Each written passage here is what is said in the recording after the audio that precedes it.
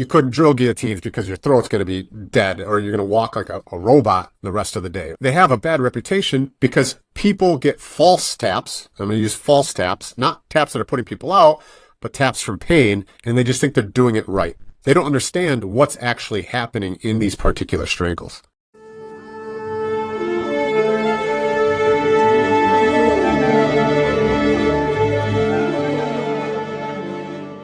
Welcome to Forever White Belt, your go-to podcast for all things jiu-jitsu, where we explore the art, the lifestyle, and the community that surrounds it. I'm your host, Adolfo Ferranda, and today we have a very special returning guest, first degree J-Pages black belt, Josh Janis. Josh, along with Brown Belt Megan, is the driving force behind the White Lotus Brazilian Jiu Jitsu Academy, nestled in the heart of Milwaukee, Wisconsin. But his impact extends far beyond the mats of his academy. Through his ventures like MyOdisee and Gentle Art Lifestyle, Josh coaches professionals and individuals on interpersonal communication development, strategy, and personal growth, all while spreading the ethos of jiu-jitsu. With over 2 decades of training under his belt, Josh is renowned for his painless, precise, and playful approach to the art. Today, we delve deep into various aspects of training and safety, exploring the nuances of language, the importance of breath, and the philosophy of the tap.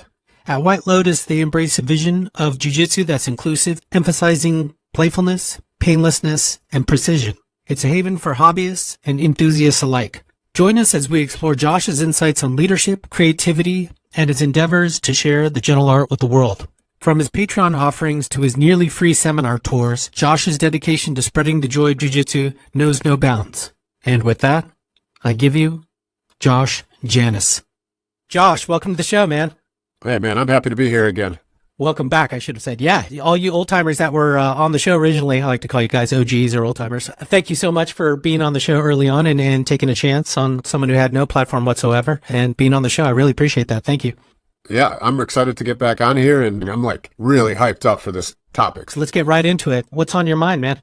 I think that we can train better. I think we can train more efficiently. We can be better at jiu-jitsu with a priority on safety. Quite frankly, I think safety should be the priority for literally everybody. Even if you're a high-level competitor, if you have an injury going in, that's going to slow you by an X amount percentage. Hypothetically, the 2 things that you really need to go at 100% are your health, whatever that happens to be for you, and your ability to breathe. I always often tell people if they got a fight coming up, a week out, you're not going to learn anything that's going to take the fight over and something like crazy. Realistically, you want to be healthy. Spend that extra week, making sure that you are healthy, making sure that your lungs are at its capacity, through breathing exercise or whatever. But I think that we can train better, and especially for the hobbyists that go out there and may have an ego about how they roll. I don't think that we need to do that. I don't think it's the most efficient way to do things.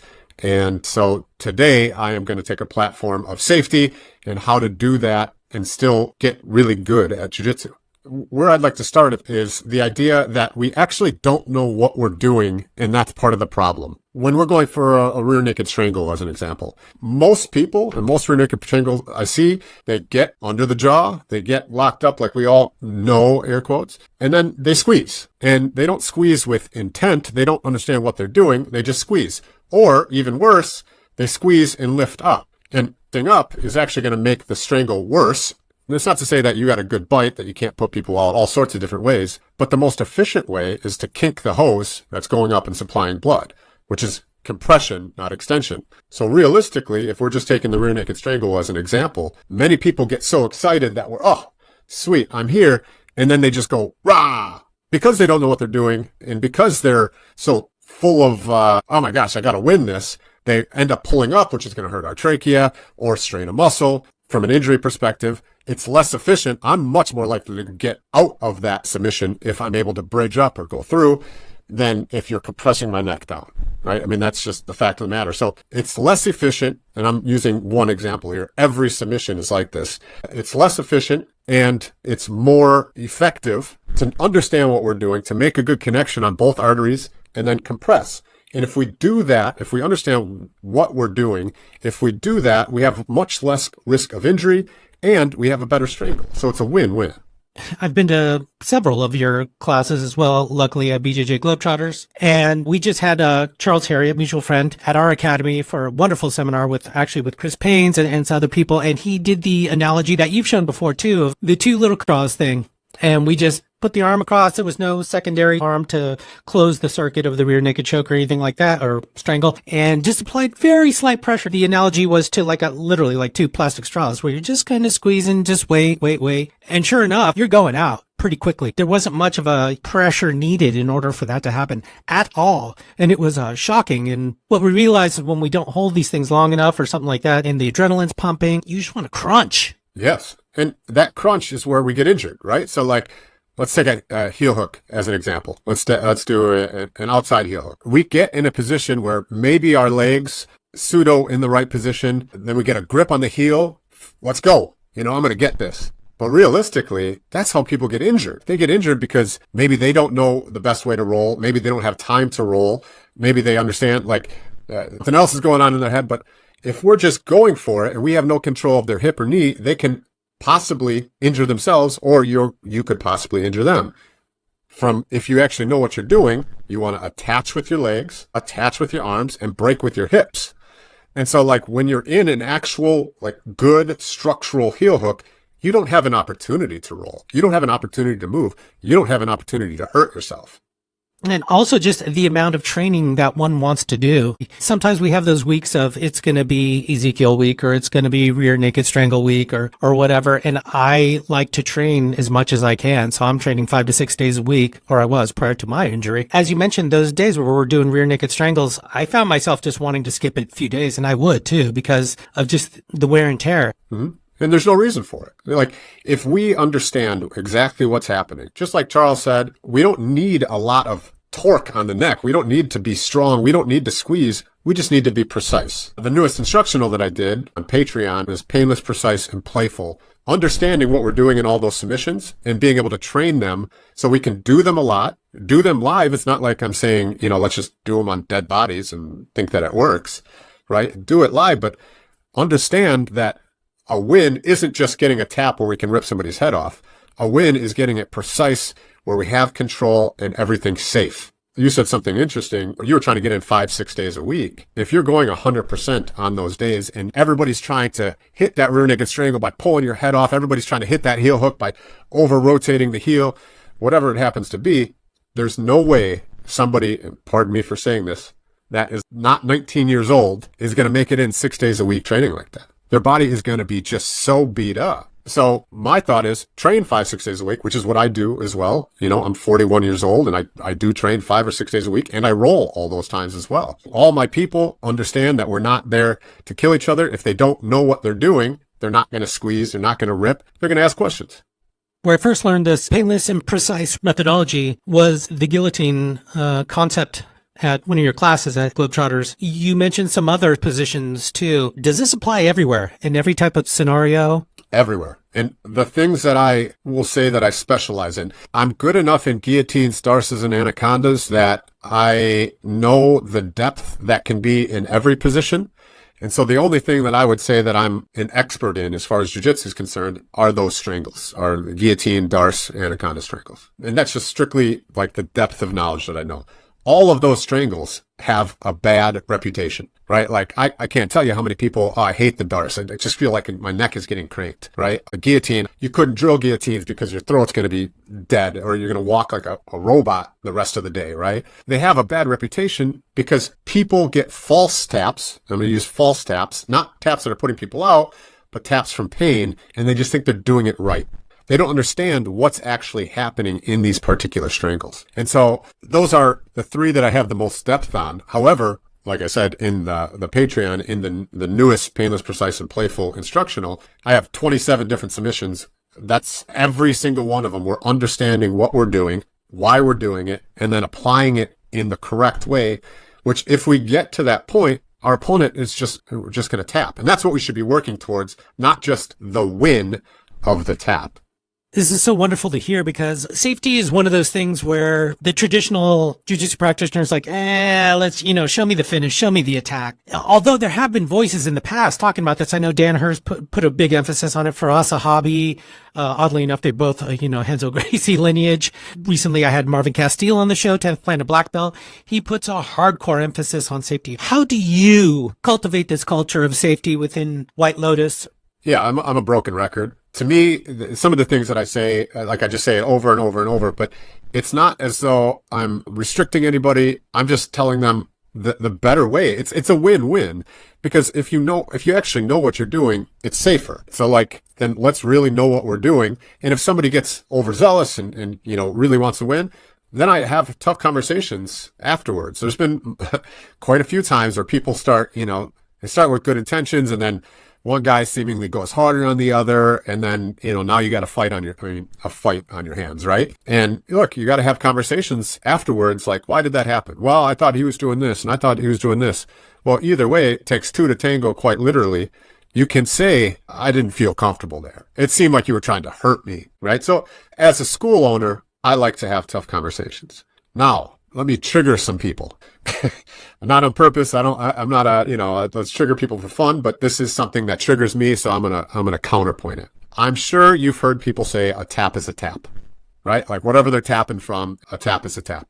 No, it's not. A tap isn't a tap. Like if you don't know what you're doing and you happen to get a tap because you weigh 220 pounds and you're rolling with a 110 pound person, you get them in a darce and you just squeeze their head. Yeah, you can hurt them and they're going to tap. Yes. But is that going to work against somebody your size? No, of course not. Right? So like you're getting this false info on what's good. A tap isn't a tap. Like we have to understand what we're doing. So long-winded way of how do I cultivate the culture? It's by caring and then actively having tough conversations with people that may get a little overzealous. What if they're coming at you, but coach, I'm winning all the time. I'm winning everyone. How do you handle that? And you're identifying something like, oh, sure, maybe they have these attributes, as you mentioned, size, weight, and strength, but the technicality of it or, the jiu-jitsu itself isn't as polished, I'm being nice here, as you would like. Let's use that as an example, although nobody, I think at my school would come at me and say I'm winning because we don't even look at a role as winning. Now, if they go into a competition or a fight, that's different. Then there's a win and loss. You'd be surprised how many academies use this type of language, though, or students at these various academies, use this language routinely, even coaches sometimes. Absolutely. And I know this can be triggering to some people because that's how they grew up in jiu-jitsu. Me too.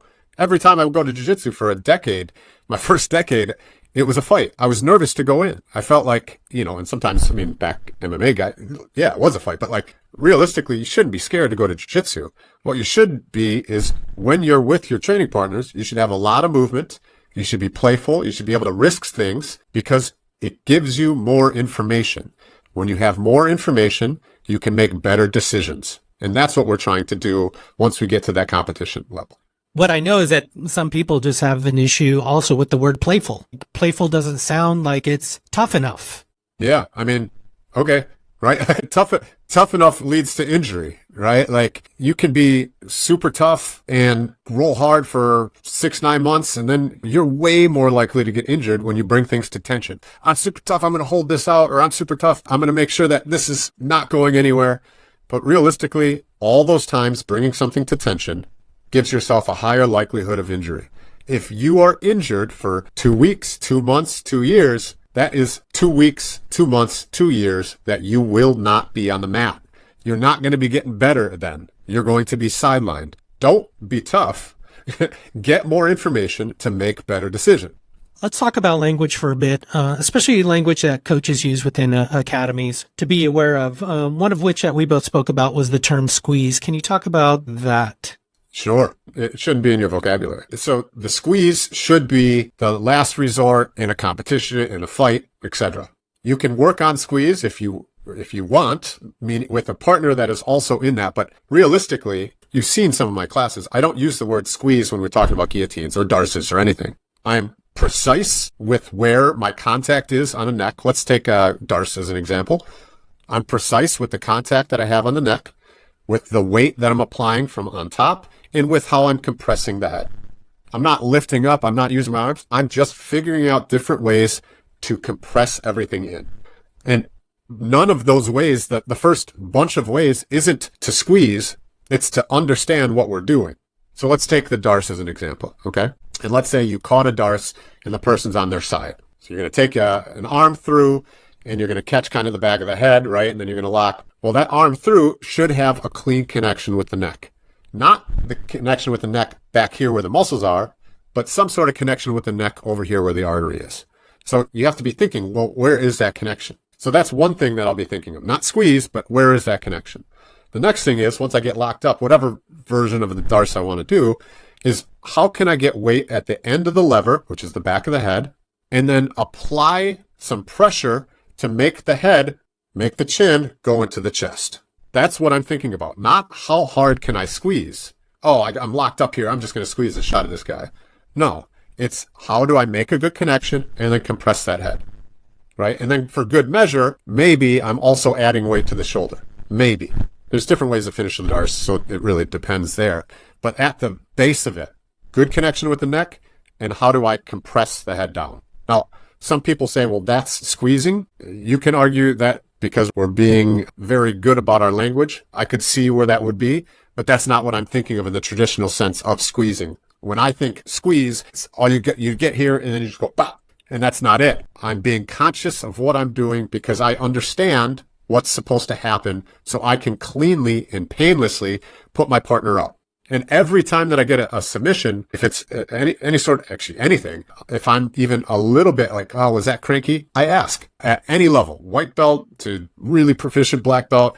If I get the tap, I'm like, how was that? Was that okay? Was that painful? And then if it was, I apologize and I say, I'm working on that particular thing. I'm sorry. Because that to me isn't a win. First of all, I don't try to say that I win in a comp or on a mat and on a Wednesday, but I also feel like I hurt them, and that's not what I'm trying to do. I'm trying to be really precise. That was a little bit down a rabbit hole of darce of what I'm thinking, but the word squeeze, it's never the right thing. On a joint lock, you're not trying to squeeze an ankle, or you're trying to control with the legs, control with the arms, break with the hips. And then understand which direction you're breaking. There's all these things that you can do that don't involve strength that make everything so much better. Now, I know that you travel a lot to different camps and outside of your own academy, White Lotus. So you run into all different types of people that you're rolling with that maybe don't come from the background, the pedagogy that you did or you've cultivated. And you're noticing that they're doing some of these things that could potentially endanger you or someone in the future. And they maybe even ask you, how am I doing afterwards or something like that. How do you discuss this with them? So I'm going to try to give some magic here. And this works 90% of the time. Maybe even a little bit more. Here's the magic. When somebody rolls with me and they want to prove themselves with me, because that happens quite a bit. You're right. I get to travel. I'm so blessed that I get to travel and coach jiu-jitsu literally all over the world, whether it be with Globetrotters or different seminars or different camps. It's amazing. I love it. And I get to roll with all sorts of people. I've seen all sorts of gyms, and this does happen. People want to prove, themselves on me. 90% of the time when that happens, I take a deep breath and I don't buy their energy. So let me give you an example. And this is going to be an outside of jiu-jitsu example. Adolfo, if you come at me and you're yelling, let's say, there's a situation like I took your parking spot. You're so angry and you're like, what the? You're just yelling at me. And I'm just calm and peaceful and listening and giving you listening cues. How long can you yell at me? Now, if you start yelling, and then I start yelling, and then you start yelling even more, what's going to happen? That shit's escalating, right? Right. Fuel on the fire. Yeah. That's right. As humans, we tend to mirror each other. We tend to want to be congruent with the other person's energy. If you're happy, you want to be around happy people. If you're sad, you want to be around sad people. If you're ready to go, you want to be around people that are ready to go. The fact of the matter is, I don't buy their energy. I survive 20 seconds. And by then, they buy mine. And once they buy mine, we have a fun roll. That works 90% of the time, which is wonderful. So that's the magic. You may ask yourself, what do you do with the other 10%? If it's at a camp, I probably guillotine them. Like if it's another instructor and I'm at their school, I probably let them submit me because they have it in their head that this has got to be a battle or whatever. And a lot of times, if it's that scenario, after they submit me, then it's like, okay, now we can get to playing, and now we can get some information. Yeah, good to go. Yeah, we're good to go. Like, I could have, beat that guy. Okay, it's not important to me. And every once in a blue moon, you just get an asshole that doesn't care. Like, you don't match their energy, it doesn't care. And then I just try to stay on top and ride the wave, man. I've heard people mention that conditioning is super important to mitigate injury, to prevent injury, but sometimes there's just these catastrophic situations that sort of happen where someone just falls in a very bad way. I'm not saying it's not preventable, but these things happen. How do you mitigate these catastrophic type of situations? Well, I think first, Donaher has a wonderful point in that people just shouldn't be jumping 180 pounds onto each other without expecting it or without it being awkward or, anything that's jumping onto somebody, whether it be a guard or like a scissor takedown, anything like that, you probably don't want to have on a normal class. Now, you can have a class to drill that where everybody's expecting it. Okay, that's fine, but you probably don't want any of that weight-bearing stuff. Additionally, man, it's all about culture. To me, like, if they're at White Lotus, they know like that safety is important and that we need to mitigate these risks. And for the most part, people understand where people are going to be in, risky environments, right? And then just like I said, taking out some of those unfortunate scenarios. I think that's what happened to you, right? Like, I'm still trying to figure a way to articulate this because I really like the other individual and I don't want to, put blame on anything. But the situation was I was sort of like in an S mount type of position on the sort of a pigeon pose kind of position on the ground. But imagine you're not on anyone. You're like in an S mount position. I was playing gi, which I've been trying to avoid lately because I just preferring no gi as of late. And the person has both lapels. They move at an angle such that my back leg in that sort of S position got stuck. And they lean back, pulling the lapel as they drop backwards. So as you can imagine, my head is falling over the back foot and my knee is in a very, very compromised position and stuck. I hear 2 pops on the inside of my knee and I'm screaming. It was like one of those type of things. Again, like a falling but pulling type of scenario. That's the one thing that the gi that I have an issue with is that proxy grip power. It's a real thing. As you mentioned, typically it's like a standing type of thing, but I was like, oh my God, these things can happen when we're on the ground too. Ultimately, we're trying to mitigate risk. We aren't taking out risk. Correct. No matter what you do, you're still grappling with another human with so many unpredictable variables.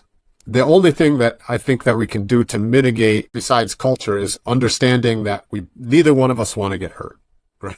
Neither one of us, let's just have that agreement, which is why I think this is so important. Like, let's take that ego out of this because it's a win-win. It's not a win in that we're competing against each other right now on this Tuesday after we both just worked 8 hours.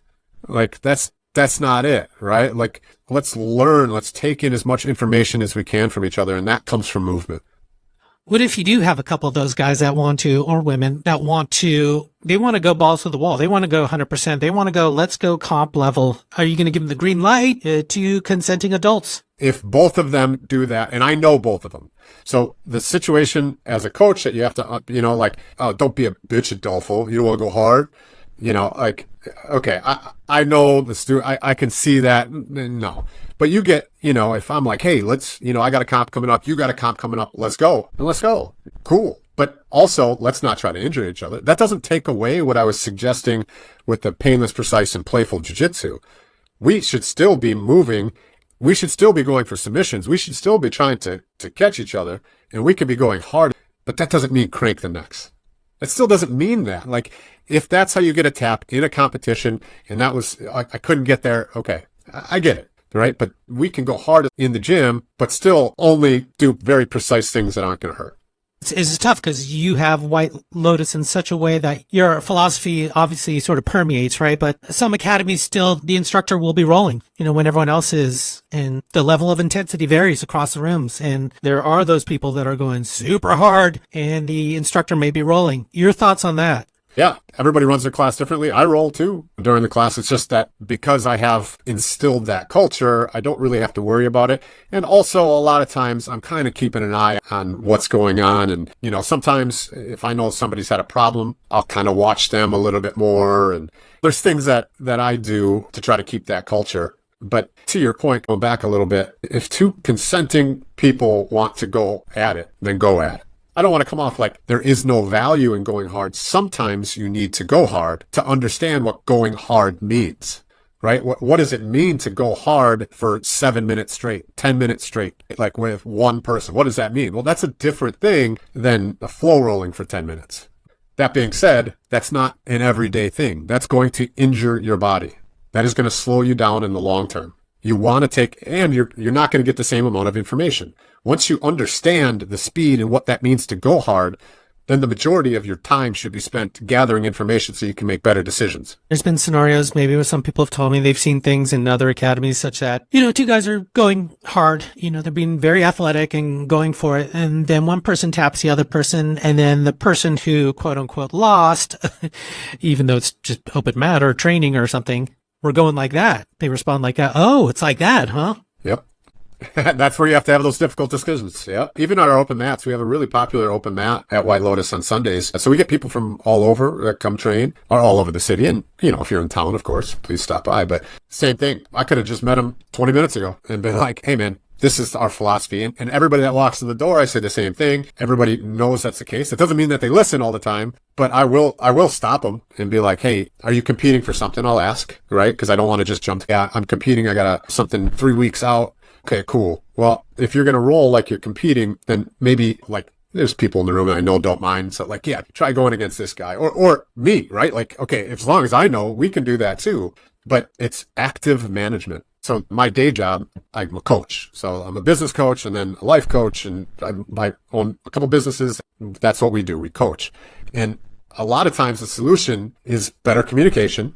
Actually, in business, it's almost always better communication. And it's the same thing on a jiu-jitsu mat.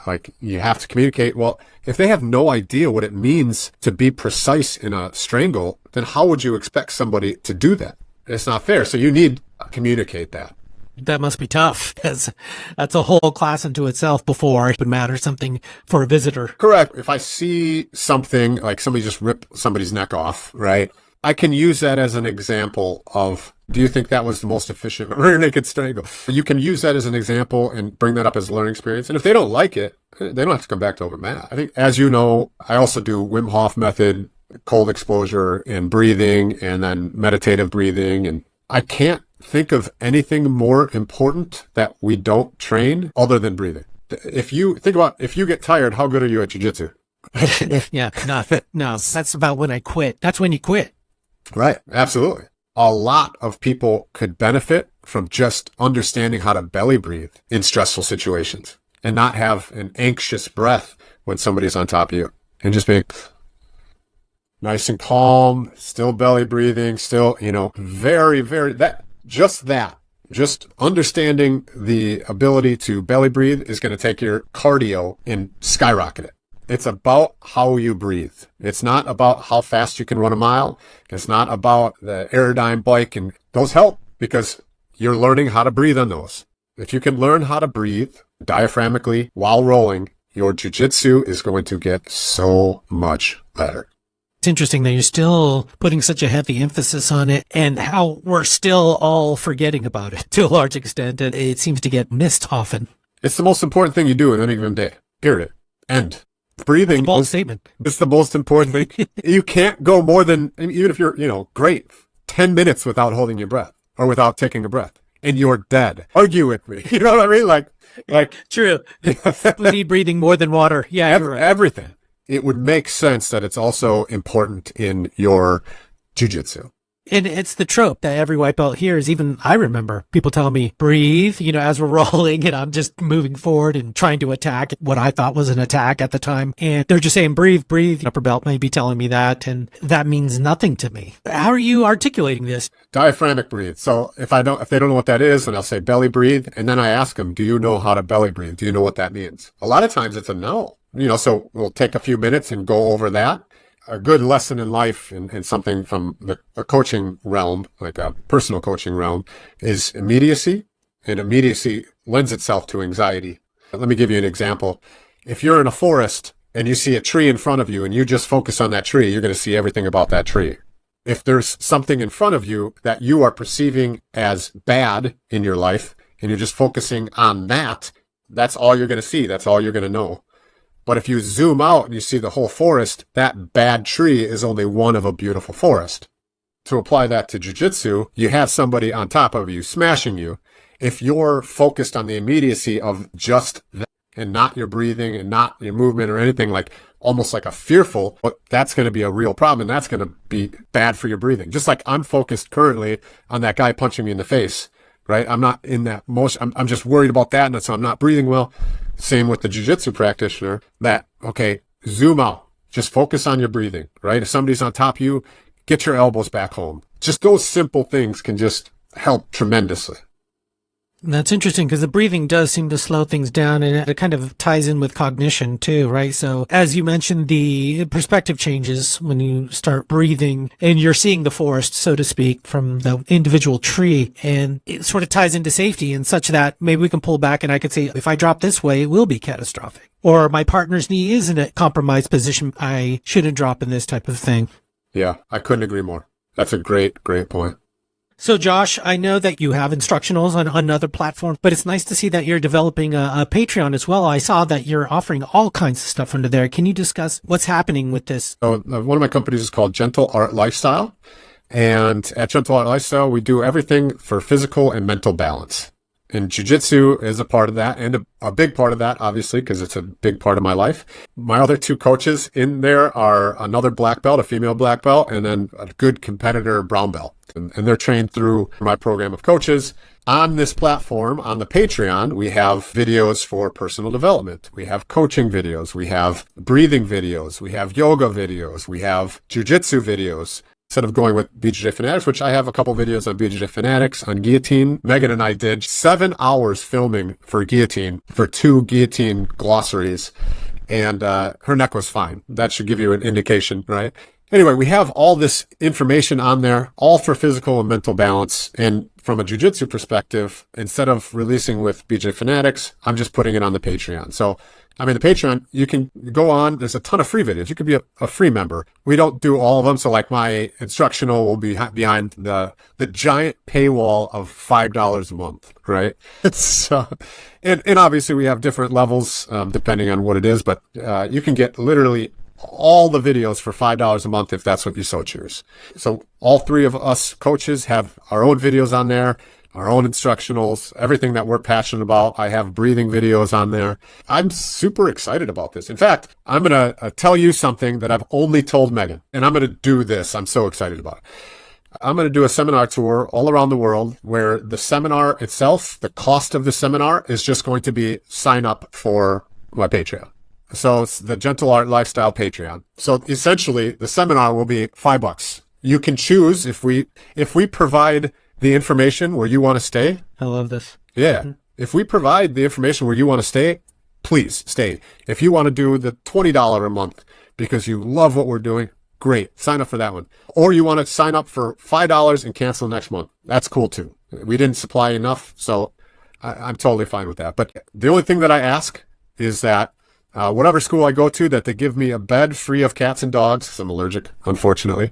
Someplace to stay for probably Megan and I, but maybe just me, depending on when it is or what it is. And then that they have at least 10 people there. That's it. Beyond yoga, BJJ, and breathing, you mentioned, is there anything else that is thrown into the Patreon? Yeah, blogs, misogis, which are personal challenges. So we help navigate personal challenges for people. Like we set up Alan when he was going to Kilimanjaro. Another one of my coaches did what we call a mid-misogi, which was roll for 40 minutes every 4 hours for 48 hours straight, which is a play on David Goggins' run 4 miles every 4 hours for 48 hours straight. And it's all customized. So depending what you're fearful of or what you think you need work on, we help plan, set up everything, coach you through some of the challenges that you may have. Some of those challenges and some of the stories on there. Everything that I do, everything that I'm passionate about, everything that I think that I can share a little bit of wisdom on is on there. And same with my coaches. I'm just blown away every time I talk to you. It's like something super cool is happening, whether it is with your personal businesses or like with the opening when we originally spoke of the academy at the time, which was sort of a newish endeavor. It's pretty amazing to witness all of your steps moving forward and your continued progress and offerings. I appreciate the compliment. I forgot that was the time. White Lotus has been such a blessing. I mean, it's just such a cool place, like the culture that we have. For your listeners, if you're ever in Milwaukee, come train. If you want to come through, we don't charge a mat fee. We love visitors. If you're going to stay for a week, maybe buy a rash guard, or we'll say there's some sort of fee, but we love to have visitors. And if you're in town for a day or two, come on in, come on and train. Just don't try to kill anybody. Let's talk about White Lotus. What has the evolution been like? I'm curious about your iterations, what you thought it was going to be and what it is now, bumps in the road. Can you walk us through some of those highlights and lowlights, if you will? Yeah, what a great questions. One of my other companies is business coaching. And like I said, normally it's communication with leadership and challenges getting the most out of their employees. Sometimes I also help people start companies because I've done it so many times. My previous career, I owned a bunch of bar restaurants, cafes, and that kind of stuff. So Megan and I did this together, and the original vision was to have a school where intermediate or advanced grapplers could go. So to not pick on other schools, we're not trying to cherry pick other schools. If you were out of school, we have a regular membership, and then we have a membership for if you are at another school, an auxiliary membership. Then it's like, oh, the auxiliary membership is $65. So it's not like, I know you pay somewhere else, so we're not trying to kill you on that, right? Well, that's how it started. And it was okay. Like I have a little bit of a following. So people came and people went to classes. But then what happens when your sister wants to train?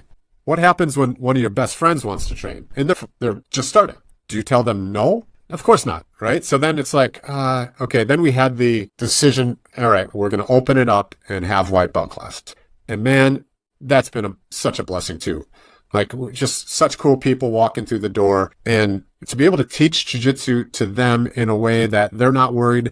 You know, you got your doctors and your attorneys and your people that can't get injured, and they're like, yeah, I'm doing jiu-jitsu now. And like them to have that comfortability. And we're such a nerdy place. Like if anybody's out there wondering where we got the name White Lotus, it's from Avatar: The Last Airbender.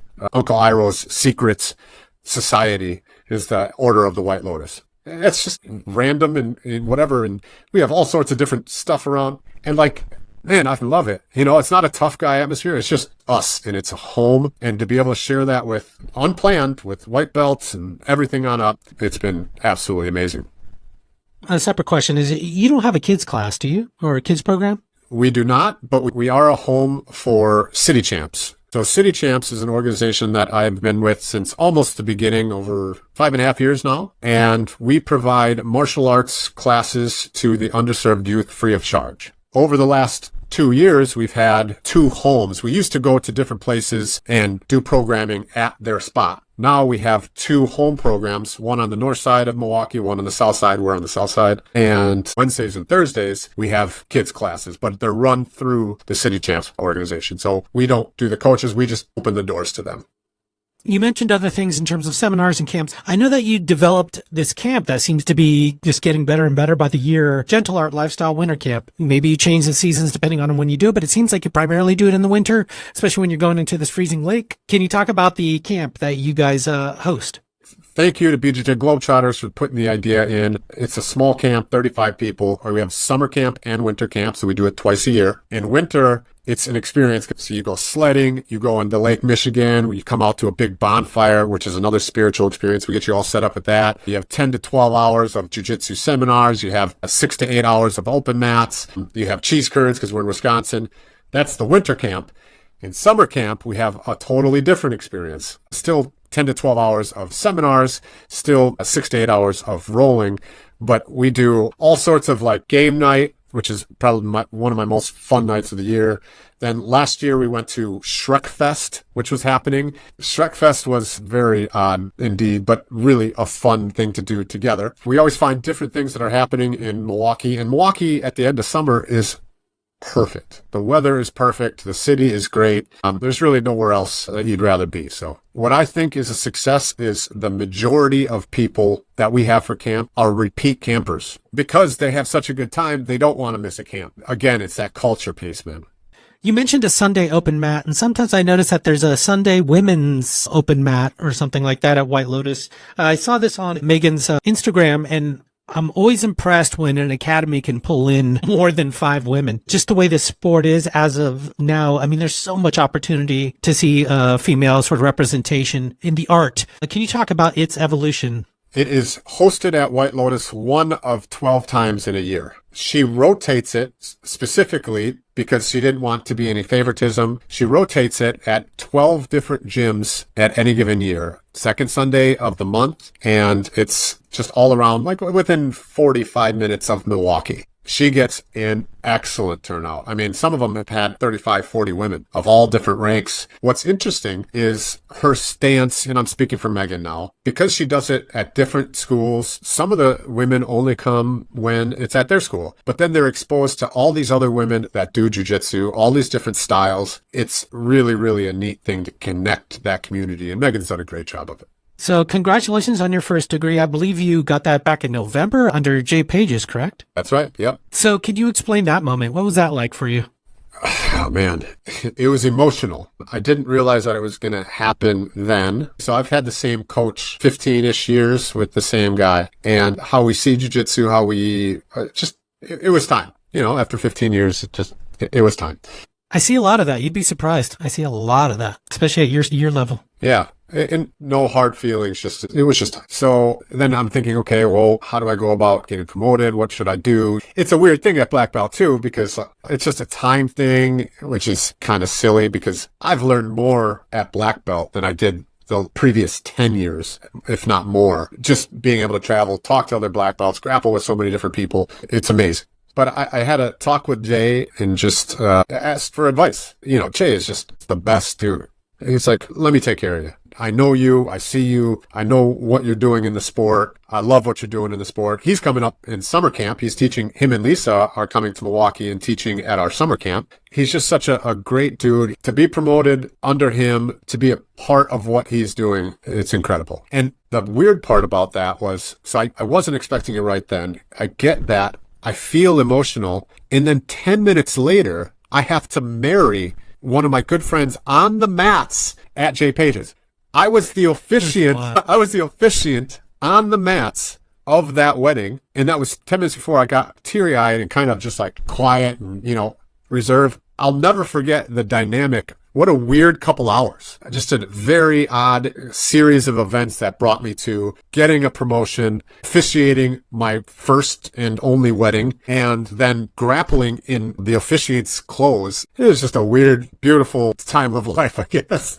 Can you give me a aha moment or moments? Boy, I hate to do this, but unfortunately, I'm going to have to say really diving into preach shit. To be able to dive into preach shit. And I mean, I worked it for like 9 months where I'm just like laying like a stupid walrus and trying to be cognizant of where I'm at, and people just losing their mind because they can't do anything to me and I can just spin off. And then taking that and then being able to put it into my own words. So I love Preet. We had him here. I consider Preet a friend, but he is not the most eloquent of speakers. I don't think I'm stepping on any toes there by saying that, right? Yeah, I was speaking with Chris Baines when he was here, and I'm like, Preet's been on the show, a friend of the show, hopefully too, and we'll have him back. You know, he can be verbose, his famous endless boxing stories and analogies. Yeah.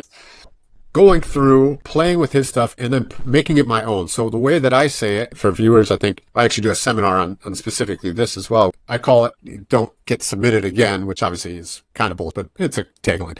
But realistically, it's all about keeping your elbows at home. And what elbows home mean is if you were carrying heavy groceries, where your elbows would be, that's where you would want your elbows. And you can kind of fling them all over, but you want to keep that space. And the reason that you want that is because it's going to be very, very difficult for somebody to kill your rotation if they can't get underneath an arm. And to properly apply a submission, you need to kill somebody's rotation. And so this elbows back home thing was a huge aha moment. Me saying it like that really simplifies preach stuff. And of course, it all comes from that Estonian turtle, but I do enjoy putting it into my own words.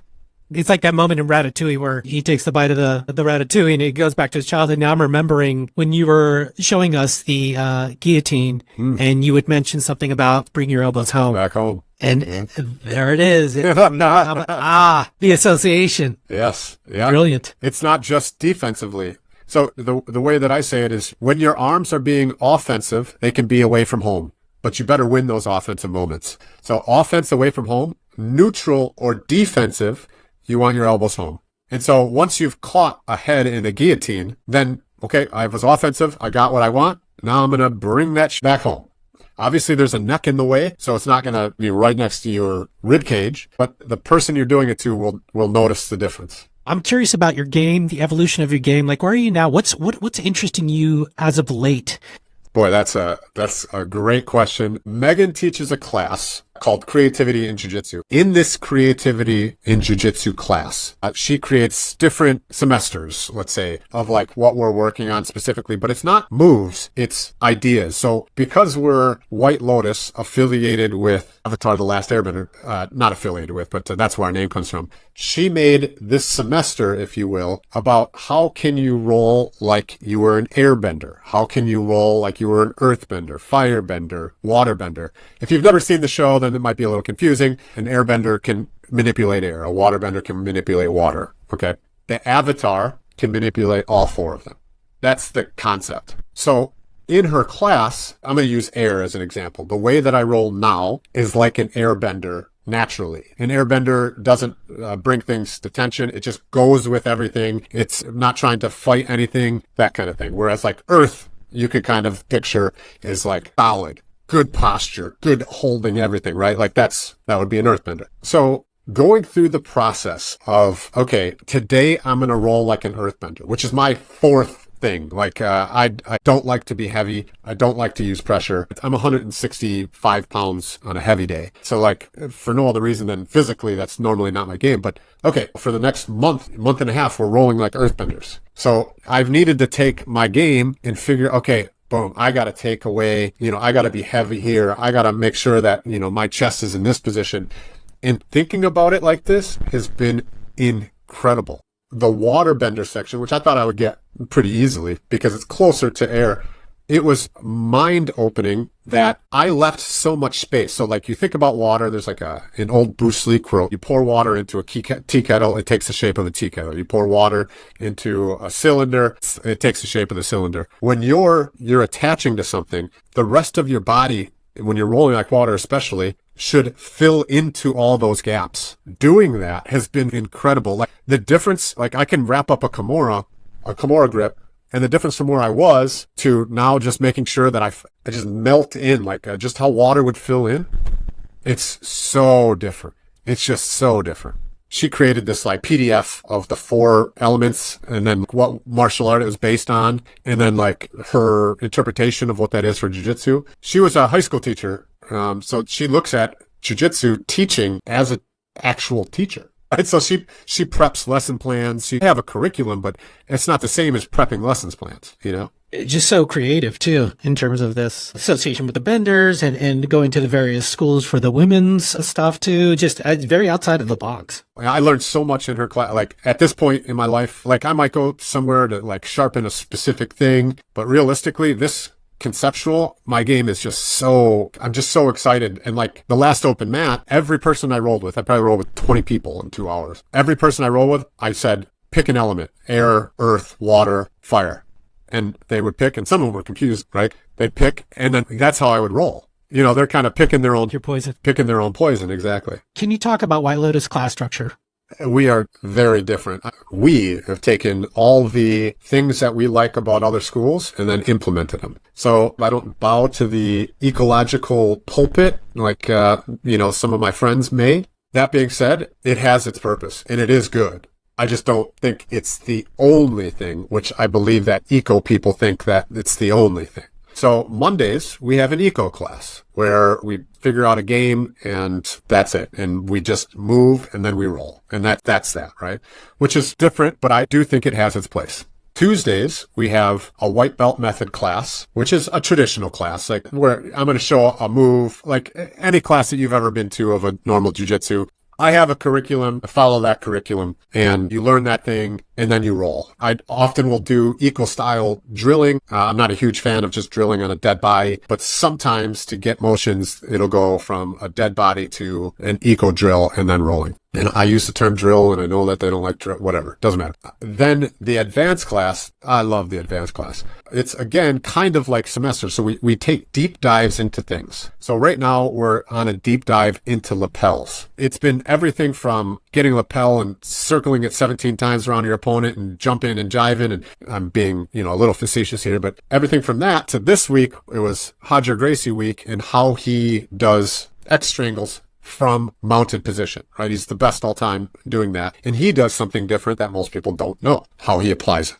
We go through that, but I don't teach it. So what I say is, okay, what we're going to do is we're getting into this mounted X strangle position, and you guys are going to figure out different ways of applying this and finishing it, different ways of getting into it, whatever it is that you do. These are all advanced people. So people that have been grappling for 3 or more years. I've been grappling for 20, but even somebody that's been grappling for 3 has a lot of information that they've accrued. So then they break up into small groups. So not individuals, but small groups. So if there's 12 people in the class, there'll be 3 groups of 4. And then they discuss this particular position and they play with each other. And then those groups report back to us. So I don't become this blockage in this funnel. I am out of it at that point. I might help them verbalize it like, oh, I see why that works because of this, this, and this, because sometimes I'm good at that. But I'm basically a host, and then everybody else gives their opinion. And why not leverage everybody in the room? Why do I have to be the only one sharing jiu-jitsu, right? And like, I'm always with lapels. Like, I did teach, make sure we're doing this painlessly and precisely, understand what we're doing.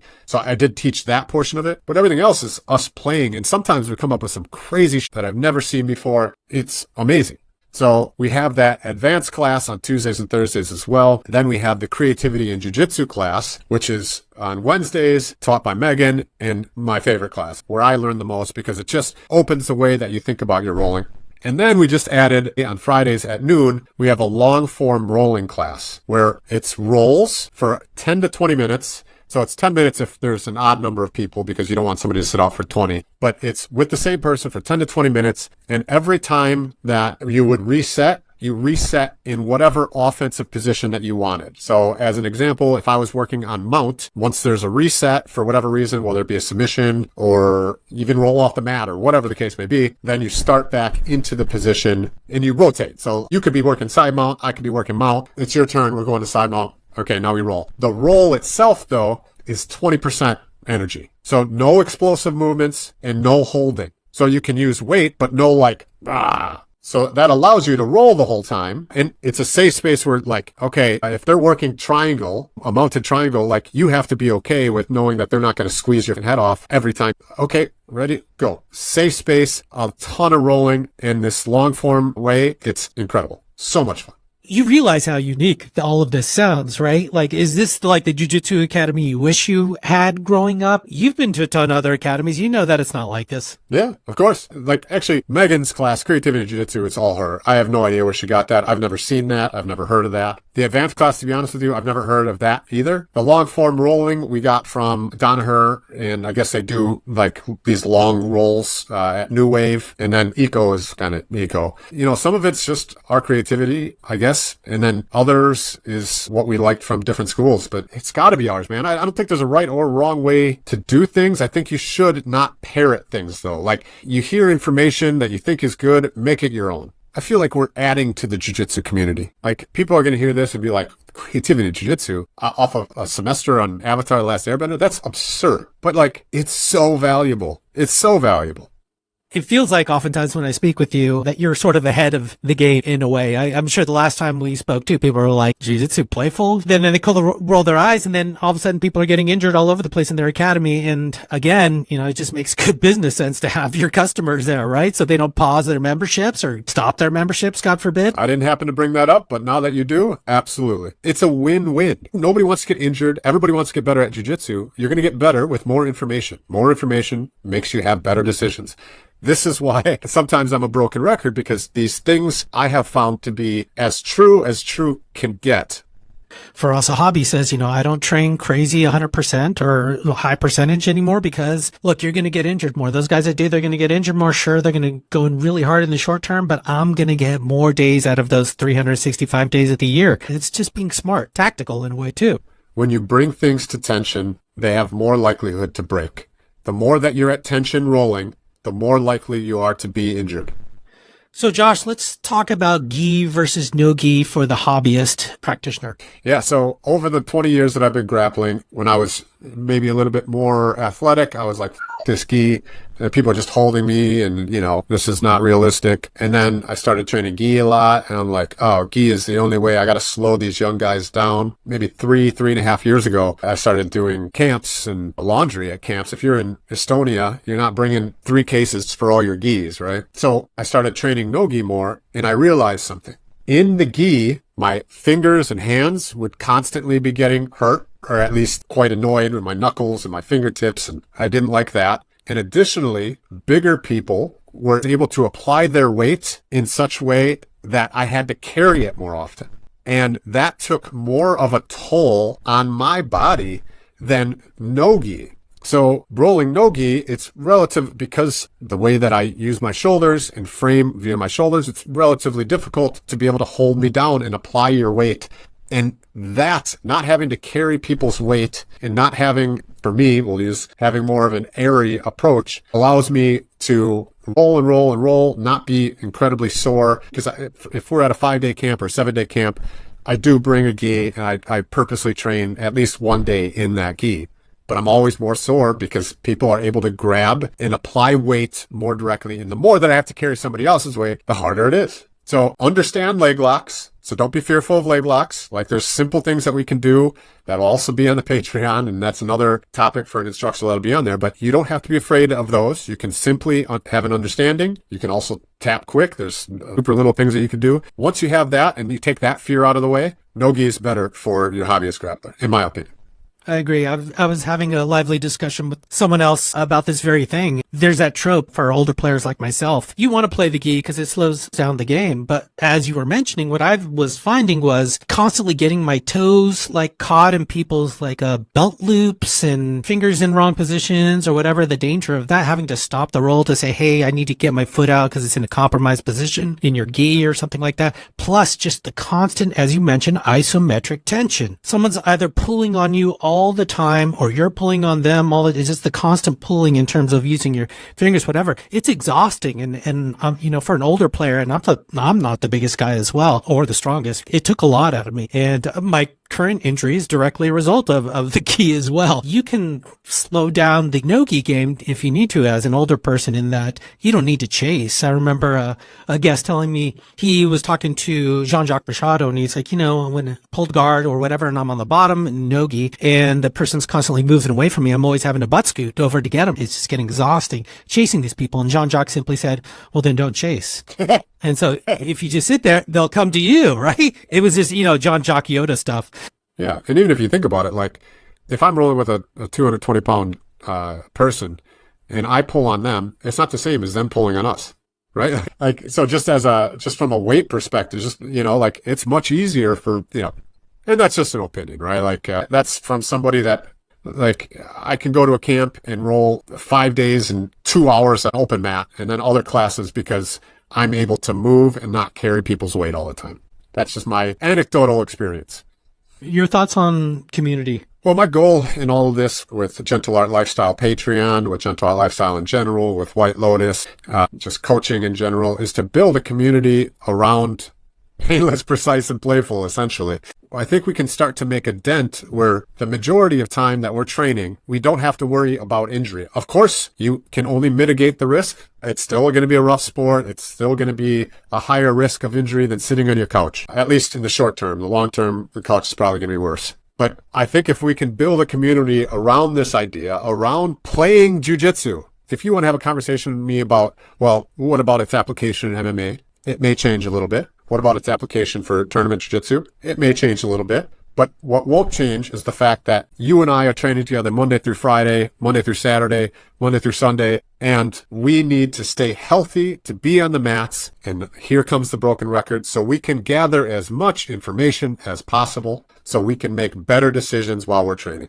And so to build a community around that and that idea, I think we get better jiu-jitsu. I think it's safer to travel and train. I think it's safer at your home gym. So I really encourage anybody that agrees with me or agrees with this idea to spread it. You can do things and you can do them painlessly. I promise you can guillotine painlessly. I promise you can darce painlessly. You can go out, watch one of my BJJ Globetrotters, and almost everybody gets the darce. Everybody gets a guillotine painlessly. And you can do these things from whatever, pick your submission. You just have to understand what you're doing. And so if you have any questions, bring them, right? But if no questions, just the idea, talk about it. Bring it up to your coach. Ask your students what they think of it. But let's build a community around this idea of training safer and playfully.